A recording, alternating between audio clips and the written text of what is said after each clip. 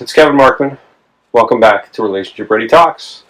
We're here with Amy Stevens again. Welcome back, Amy Stevens. Hey, Kevin. Good. Nice of you to have me back. Nice of you to come back. And we're here to do an addendum to update from where you were at before, because you were in a place, an emotional place, excited place, sad and a happy place. Yep. And from where you went and what you've learned since then, so that we can learn more about relationships and what we can connect with. So what were your thoughts after we last talked in that interview? I thought it was a great interview, and I got to watch it here recently. It brought back a lot of memories. I'm like, wow, things have really changed since then. Like, okay. It's not 5 below zero anymore. It's a little bit warmer these days. I made that trip to California. I got involved with some new relationships, plural, and then 5 months later, here I am single again. Okay, so that is a roller coaster of lots of things that we can talk about for a little bit. Okay, so when we left off, you were going off to California. Yep. So tell us about that, and how did you go from California to new relationships? Well, the new relationships actually crept in about the time we were recording, and then they grew. And so what happened is, back around Christmas time, I had messaged a friend of mine. I'm like, hey, I have some things going on. Do you want to maybe go out for a date, do some things? And that relationship snowballed into, I made a joke about this, a non-monogamous decentralized thruple. That's a true story. Okay, so it's accurate and true. It's accurate and true. Okay, and it was based on a message for let's go out and have a drink and, let's leave it and see what happens. Yeah, and then I ended up meeting her at a bar one night with one of her friends, and then the three of us went home together. Read into that what you will.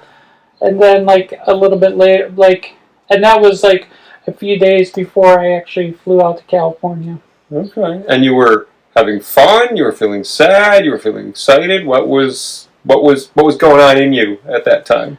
Well, at that time I was 49 years old. It was my first threesome, so that was exciting, and that was fun, and it was something new, and so and then the person who I originally set up this moment with is polyamorous. And so I've thought about dating poly before, not poly a person, but polyamorous. And so I actually jumped into it and learned a lot about myself through that. I learned a lot about communication.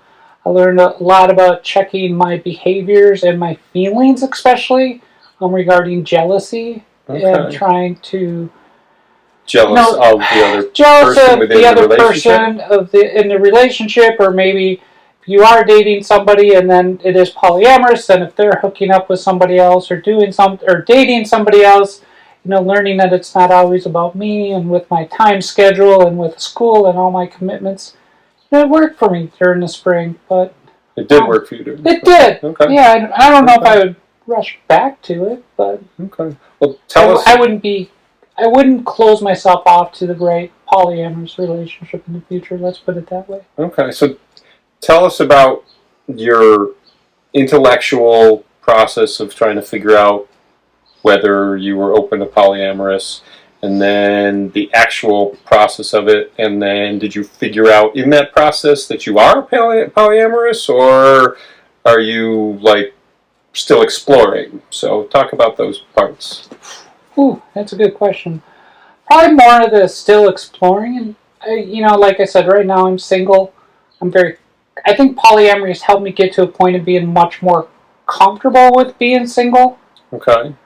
And I don't feel like I have to rush out and find somebody right now. Okay. So how does polyamorous tell you that in that process that you went through? I don't know. But that's just the way I've come out of it and the way I feel. It's like I went through this polyamorous experience. I had what I would consider at 1.3 to 4 partners. And in recent weeks, it's gone down to 0. Okay. And 3 to 4 partners simultaneously or in progression? Kind of like one that was a steady throughout the whole time. Okay. And then... Who was definitely identified as polyamorous. Yeah, and Okay. we identified as primary partners to each other. Okay. And then we had, some other... I had a long-distance one with somebody who came to visit me, who left town, well, because they don't live here, and we were going to try to get together, but then things in that relationship, long distance, it fell apart, and I also had a myriad of health issues since the last time we spoke too, so that complicated a lot of things as well. Okay. But in that process, you learned that you were more comfortable with being single and more comfortable with you and your sexuality, and defining yourself as more exploring and open? I would say my sexuality hasn't changed. Okay.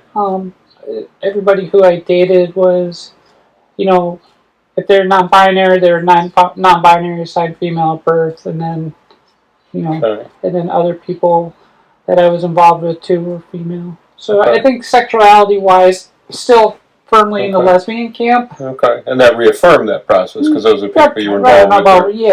I don't know about reaffirm, but I mean, it was part of what you were continuing. Just the difference was it was poly versus one person at a time. Yeah. Okay. All right. So you went to California. You did that, and then you went to California. Yeah. Leaving that as what? California? No, leaving the experience of the threesome and the thruple before you left as this was fun. We'll see what happens when I come back. Or where did you leave it when you left for California? Yeah, it was more fun and, kind of see where it was when we come back. And then, I went out to California, mid-January. It was MLK Day weekend. And, I had a lovely weekend with my friend there. Okay. And we had a great time. Which you had lots of hopes and expectations for. Yeah. At that time, last we talked. Yeah, and I think it went as well as it could have went. And I'm really happy that I went on the trip, and I'm glad we had that experience together. That's a good place for it. All right. So you were excited to go. You had the expectations. They met your expectations as best as they could. Yeah. Okay. But and you felt like you were together during that time, or you were? How were you defining during that time? Good question. During the time we were there, we were friends. We were romantic. We were talkative with each other. We communicated well together. I think we both saw growth in each other that neither one of us, I think, quite frankly, expected. Okay. Individually growth? Individually. Okay. Yeah. And did you discuss, and was the communication open about how you stand to each other and where you were? Yeah. Okay. So you had the conversations. Yeah, we had the conversations that I wanted to have, that I don't know. But I think, for both of us, we're still friends. We still talk. Okay. So you left it as we're still friends leaving California. Yep. Okay. And she'll be here in early January, so. Okay. So, yeah. All right. Visiting family or visiting you, or a little of both? A little of both. Okay. Yeah. Okay. So it felt more comfortable and you have more clear where you stand now? Because at that point you didn't have clarity for where you stood last time we talked. I don't, it's another good question. Is there a good answer to it too, or is it? I can only answer this from my perspective. Right. And from my perspective right now, I view this as long-distance friends with benefits. Okay. So, we're friendly, we talk, we communicate. Every now and then. We don't talk every day, we don't communicate every day, but we don't need to either. Okay. But, there's been some times where I've needed somebody or where she's needed somebody. We're comfortable enough to reach out to each other in difficult moments, so that's nice. Okay. And so I look at it as, so when we are together, it's more like we're dating and we're together, and then there are some benefits that come with that, but then when we're apart, we have our separate lives and we do our own things. Okay. Yeah. So what happened when you got back from California? When I got back from California, who ended up being my primary partner, her and I decided probably about 3-4 weeks after, we started dating, that we were all, the thruple thing was very loose, but the two of us became much more primary. And Okay. we had our defined the relationships conversations, and we ended up, making plans to move in together this fall, which have hence been scrapped. Okay. But it felt good and felt like you were moving forward at that time. Yeah. Well enough to Yeah. plan to move in together. Yeah, and Okay. but yet at the same time, I always had in the back of my mind, it's like, well, we started dating in January, but I figured it wouldn't be until September or early fall until we could move in together. So it was like, yeah, we were planning on that, but at the same time, it also gave us time so that way if something did happen to the relationship, we weren't already living together. That would have been Okay. 8-9 months. So something did happen. All right. So you had that plan, and then what happened? A few weeks ago, we ended up going out one night, and we met somebody at a bar.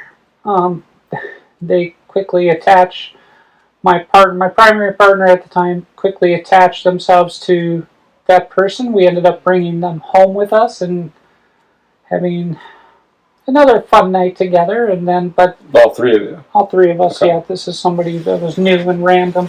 Okay. And they were a nice person. They were great, but it was somebody I knew that I didn't want to be dating. Okay. It was somebody that if I would have went out on my own, I would not have brought him home. I would not have latched, I would not have made that connection the way that my partner did. And that's fine. And that happens in polyamory. But that Sunday, the three of us went out to breakfast. This third person lives in Buffalo, so my partner at the time ended up bringing them home. Back to Buffalo, and I had stuff going on for end of the semester homework. I had reports and stuff, and I also had some charting that I needed to do because I'm working as a therapist right now. So I had work that I had to do before I went back in. So I'm like, hey, why don't you bring them back to Buffalo, and I'll just catch up with you on Monday after work. And so that's what ended up happening. And then when we caught up with each other after work on Monday night, I ended up having this conversation of, hey, by the way, Amy, this person that we brought home, I'm pretty much going to bring them in as a partner. And I'm like, and I wasn't overly crazy about that because I didn't, like I said, that wasn't a person I would have latched onto. Yeah. But for them, it made sense. Okay. And you were open to it. And I was open to it because, exactly, because it's polyamory. Mm-hmm. And, even though we were primary, we hadn't really discussed really what that looked like beyond that, so maybe that was a misunderstanding or miscommunication on my part. Because the communication is even more vital. Oh, God, yeah. Three of you got to be clear where you're both. Yeah, but then my partner at the time said, well, so-and-so doesn't think that you and I should move in together and that you're bossy and you're demanding. It's like, oh. Okay. Like, okay. This was after a few days? Yeah, this was like, we met this person on a Tuesday, or Saturday night, and 48 hours later I was getting this messaging back. I'm like, wow, that's highly presumptive. I mean, I know I have a strong personality, but... Right, but that doesn't define who all of you is. No. That was their impression after 48 hours. Yeah, and come to find out that... And then when I started piecing some things together about this person, Saturday night when we met them at the bar, they said they had just broken up with their forever person, and then they latched onto us, and then 48 hours later, they were in a relationship with my partner, and I started going through, and then I start remembering the conversations that we had, Saturday night and Sunday with this person, and I'm like, things aren't adding up. Okay. So they had accepted my friend request on Facebook, and so I went back and I looked, I'm like, April 20th, this person made it Facebook official with their previous forever partner. By April 30th, they're meeting my ex and I at the bar, and they're already broken up. And then 48 hours later, this new person's making a Facebook official with my partner. So this is all very fast. Very fast. Okay. All right. And that felt more uncomfortable. Felt very uncomfortable. I didn't feel secure in the relationship. I started putting things together, and this person had also disclosed multiple mental health diagnoses. And so I, start seeing this pattern of this idealization of people and then this tearing down of people. Okay. And I saw it through their Facebook posts. Okay. Through your research. Through my research. Yeah, and so being a therapist, those type of behaviors become very alarming to me. I'm sure you've experienced similar things. Being in that relationship. Being in that relationship, feeling insecure. And so that Monday night after I met my partner out, we went back to her place, and then I got the notification on Facebook, like all of a sudden this third person is making a Facebook official with them in 48 hours. And I could just feel... And you were communicating with your primary partner about this at the time? Okay. And so this was on a late Monday night. I went over to their place because I don't have my kid on Monday night, so I was going to spend the night with my partner, and then I got the Facebook notification that this other person, I said, oh, by the way, you're Facebook official with this other person. She's like, well, I guess that's accurate. Yeah, I'm in a relationship with them. I'm like, did they even speak to you about this? And she's like, no. I'm like, But they were okay with it. But they were okay with it. Okay, but you weren't. I was not. Okay. Because it took us 5-6 weeks to make it Facebook official, and before we did, we had a long, serious conversation about it. Okay. It wasn't like we just plopped it out there on the internet for everybody to consume. Okay. So I saw this, I was sitting on her bed, and I saw this notification. I'm like, you know what? I'm going home.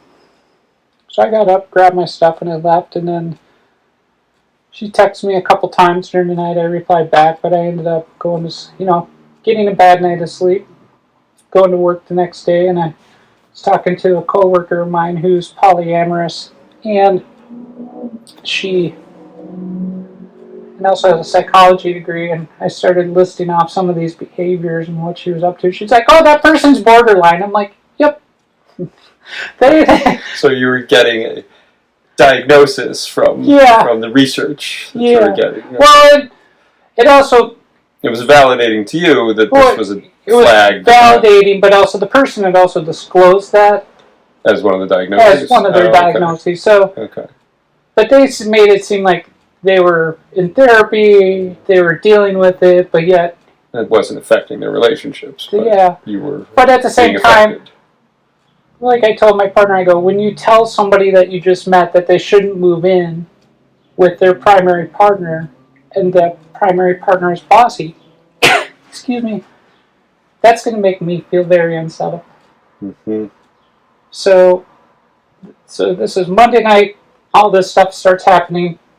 And even Monday night when I was hanging out with my now ex-partner, the new partner in Buffalo, texted her like 3 times, tried to call her on the phone, tried to communicate with her via Instagram, like within a matter of minutes, sitting at the bar because I saw the notifications pop up on her phone because the phone was facing face up. Mm-hmm. And I'm like, there's a little, I like to communicate, but not like that. Okay, and was your primary partner uncomfortable too, or no? No. No, okay. So Monday night, Tuesday I go to work, speak to my coworker, kind of get that thing, and then Tuesday afternoon, I'm like, well, number 1, I can't feel insecure in a relationship. Number 2, I'm not going to make my partner choose between me and that other person. Number 3, I'm out. Okay. So I texted her and I said, okay, I'm going to be at a coffee shop that we like to hang out at. I'm going to be here by 7:30. Can you show up and let's talk? So we showed up at the coffee shop. I got there a little bit before her, did some work, and then when she showed up, I shut down the laptop and started having a conversation. And she's like, well, you're making it feel like it's a choice between you and her. And I'm like, no, I'm not trying to make it sound like that because that's not fair to you. I can't give you ultimatums, so let me just put this really straightforward. I'm out. Okay, so you had made that decision, and this was not a conversation about where do we stand and where do we go. It was a conversation of, I'm going to end up saying I'm out. I'm out.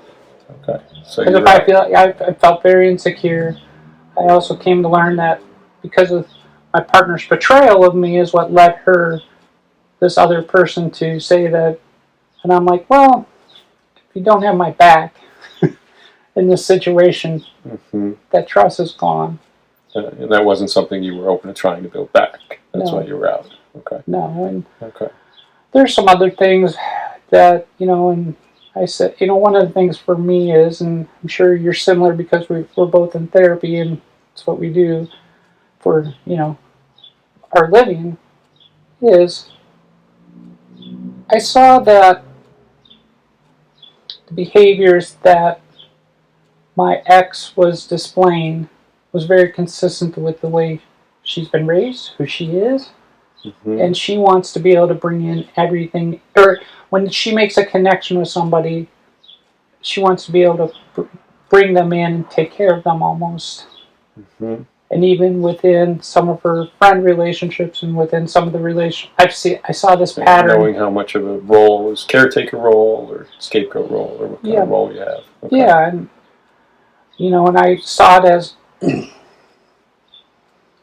pattern that dates back to her earliest experiences with her family growing up of enabling, substance abuse and usage issues, and and that's a life she was used to, and I got to the point where I can't be around that.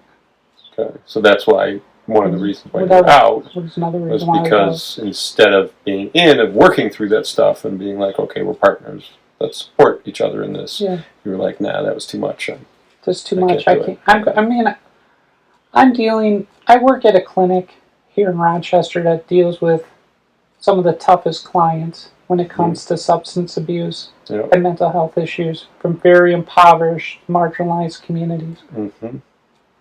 And I'm not exaggerating. Oh, I know what you're talking about, yes. Yeah, you do. Yes. I can't deal with that stuff professionally 8 to 10 hours a day and then turn around and deal with it in my personal life up in front of my face. Yeah, because we have to be able to take care of ourselves well enough to take care of other people. And there's also some things within this group with my ex and couple and one of the persons who was also in the thruple that, I felt like, was this going to be a matter of time before I might have to call CPS? I was probably going to have to call CPS on him at some point. Because it felt that toxic. Yep. Okay. So, and that was going to put me in an awkward position. And a couple things. Yeah. In fact, I even went to speak to a supervisor about it because it was so troubling to me. But it came backwards. Supervisor's like, well, clinically we wouldn't call in this situation, but trust your gut. My gut was like, run. Okay. So that's why you're single then?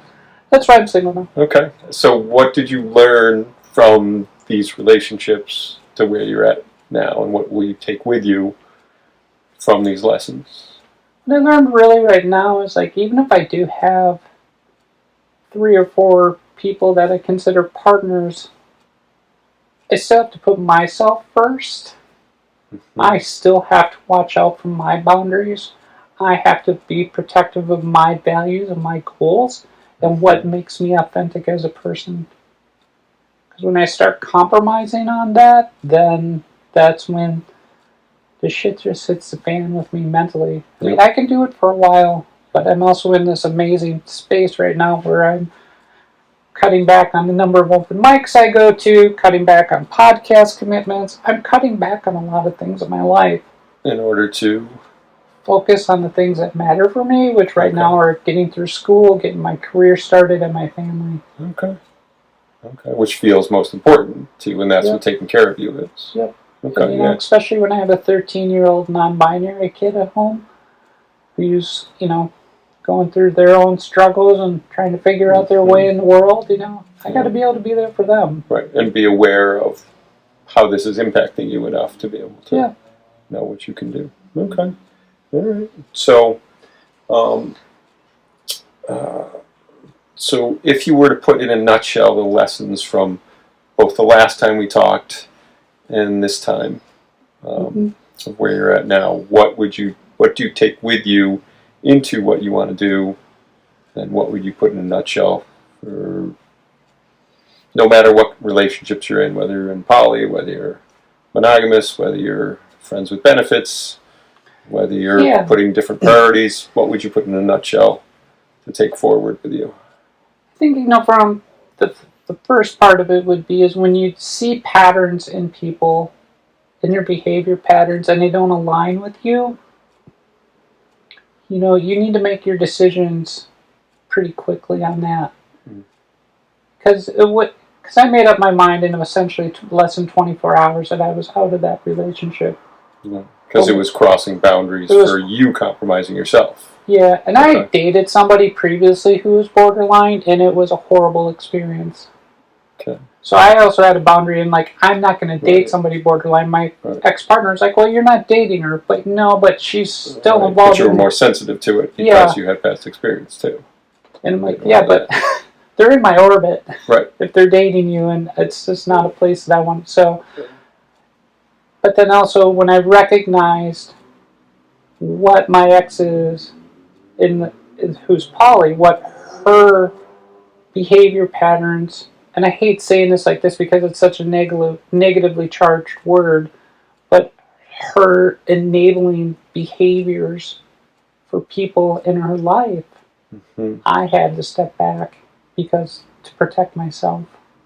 But now I protect myself. Feel like you're enabling. Yep. Okay. Kind of felt like I was in a position to enable the enabler, and I just didn't like it. Right, because that's the way that the systems work, is we get pulled into doing the issues of other people if we don't focus on ourselves. Yep. And that sounds like where you went, no, this isn't me. I need to back off and figure out what I'm at. So you're in a place now where your goal is to focus on your priorities. Yep. And in relationship, what does that mean for being single now? Well, in our last thing we talked a lot about that ebb and flow that I had with my ex of I just had to take time away from her. And sometimes, the boundaries were crossed maybe a little bit early. But one thing that I was really reflecting on with my own therapist on this recently was, the one that, my ex who I went out to California to visit, when I've told her, though, that I've wanted space, she's given me space. When she perceives that I want space, she gives me space. When she tells me she wants space, I give her space. And when I perceive that she wants space, I give it to her.